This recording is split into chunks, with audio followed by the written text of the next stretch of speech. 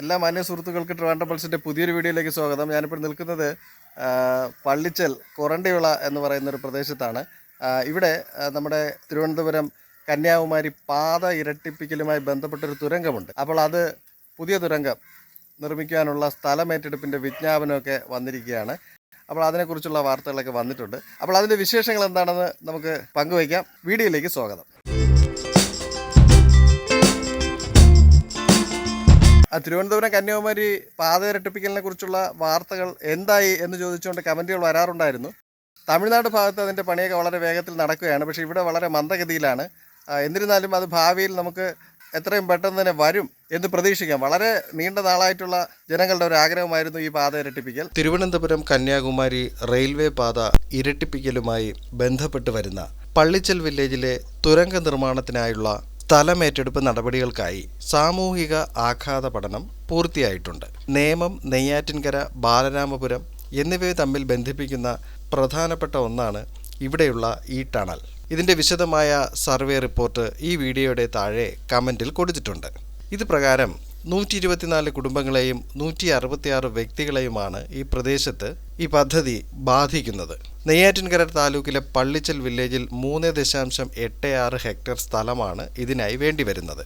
തിരുവനന്തപുരം മുതൽ പാറശാല വരെയുള്ള single line പാത ഡബിൾ ലൈൻ ആക്കുകയാണ് ഉദ്ദേശം.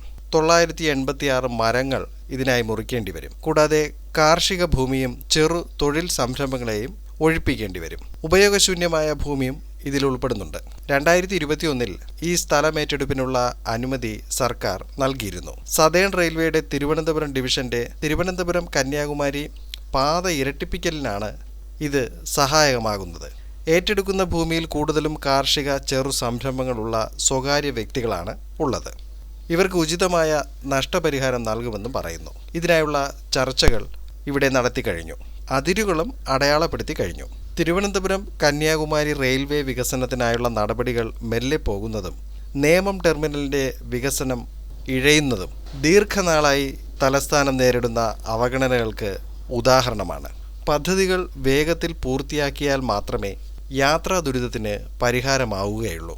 തിരുവനന്തപുരത്തെ റെയിൽവേ വികസനത്തിൽ പൊതുവെ കാണിക്കുന്ന ചിറ്റമ്മ നയം വളരെ ശക്തമായ പ്രതിഷേധങ്ങൾക്ക് ഇടയാക്കിയിട്ടുണ്ട്.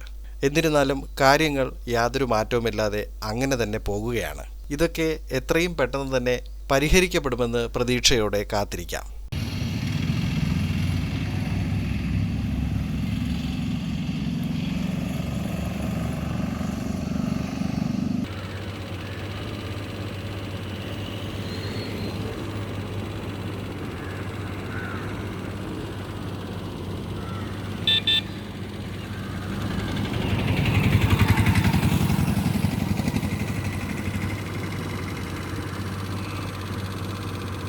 അപ്പോൾ പ്രിയ സുഹൃത്തുക്കളെ, നമുക്ക് തിരുവനന്തപുരത്ത് മറ്റൊരു വിശേഷവുമായി വീണ്ടും മറ്റൊരു വീഡിയോയിൽ കണ്ടുമുട്ടാം. അതുവരെയും ഏവർക്കും നന്ദി, നമസ്കാരം.